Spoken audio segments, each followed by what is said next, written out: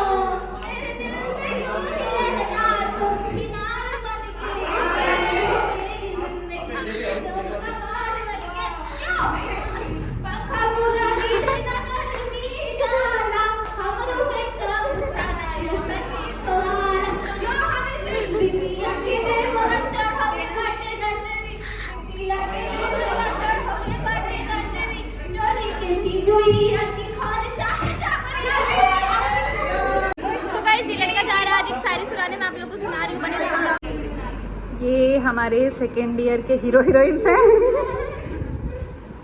ऐसे करो। जिंदगी पर एक किताब लिखेंगे, उसे सारे हिसाब लिखेंगे। कुछ बदले अपनों के लफ्ज़े, कुछ टूटे ख्वाब लिखेंगे। जो कह नहीं सकते वो सारे जज्बात लिखेंगे।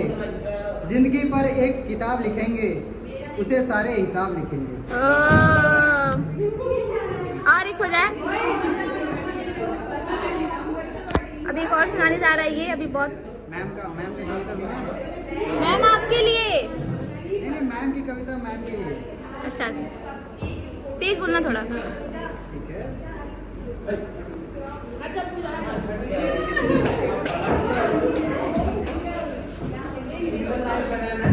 प्यार हमेशा हिस्सों में मिलता है। सुना था किसी को कहते, मगर समझ आ गया कि प्यार हमेशा हिस्सों में मिलता है। कि हमें कभी अपनों से नहीं, परायों से बनाए कुछ खास रिश्तों में मिलता है। कभी वो लंबी कहानियों में नहीं, कुछ यूं ही छोटे किस्सों में मिलता है। प्यार हमेशा हिस्सों में मिलता है। जहाँ जिससे भी मिले बस समेट लेना, ना स्वार्थ रखना उससे, ना उसकी आशाएं तोड़ना। उस वक्त के लिए तुम सिर्फ उसके होके रहना। कल साथ ना भी हो रहे जिंदगी, फिर भी याद तो रहेगी ना। उन यादों में तुम गलत ना, उसकी बेवफाई होगी। मुस्कुरा के याद रखना हर बार के अपने, क्योंकि अक्सर कुछ वक्त तन्हाई होगी। सुनो तो प्यार कभी पूरा नहीं, किस्तों में मिलता है। हाँ, प्यार हिस्सों में मिलता है। वाह वाह। सीनियर्स को आने में टाइम था, तो हम लोग यहाँ पे धूम धड़ाका करने लगे थे। मैं बहुत ज़्यादा खुश थी कि अभी फेयरवेल वाले जितनी भी पार्टी थी, हमारी बड़ी दीदी थी वो भी नहीं आई थी। तो हम लोग खुद ही डीजे लगा के खूब अच्छे अच्छे गानों पे डांस किए। और गाना पता नहीं कौन सा ही लोग बजा रहे थे, बस मुझे कुछ समझ नहीं आता, बस मैं कूद रही थी। उसके बाद से उन्होंने फिर बजाया, तो उसमें आतिश मेरे साथ डांस करने लगा। खूब ज़्यादा ही मज़ा आने लगा था। यहाँ बीच में विवेक भी था। पता है अभी उन लोग को आने में इसलिए टाइम लग रहा था क्योंकि जो हमारी टाइमिंग थी वो थोड़ी सी बढ़ा दी गई थी। हम लोग बहुत पहले चल गए थे, तो हम लोग बोर हो रहे थे खड़े खड़े। तो फिर सोचे क्या ही किया जाए। उसके बाद से फिर हम लोगों ने डीजे ऑपरेटर से कह के फिर अपने अपने गानों पे डांस किया। मुझे पता है 2% भी गाना नहीं समझ में आ रहा था, बस मैं एकदम बारात वाला वाइब लेके नाचती जा रही थी। और मैं कह रही थी कि थोड़ा सा चेंज करो यार, कुछ और अलग मूड लाओ। उसके बाद से देखते देखते पूरी दीदी आने लगी। यहाँ पे हमारी ब्यूटीफुल सीनियर दीदी लोग सब आ गई थी। यहाँ पे लोग वहाँ पे आरती उतार रहे थे, बैचेस लगा रहे थे, उनका वेलकम कर रहे थे। तो ये लोग तो बहुत कम ही कॉलेज आती थी, पर आज बहुत ज़्यादा भीड़ लग गई थी क्योंकि हम लोग को इतना आइडिया नहीं था कि ये लोग आने वाले थे। और यहाँ ये अपना एक्सप्रेशन दे रही थी कैमरा को देख के, जैसा कि हर लोग कर देते हैं। यहाँ पे देखिए दीदी वीदी। उसके बाद से फिर मेरा छोटा सा प्रोग्राम हुआ। मैंने खूब सारे अच्छे अच्छे गाने पे स्वीटी तेरा ड्रामा उस पर डांस किया।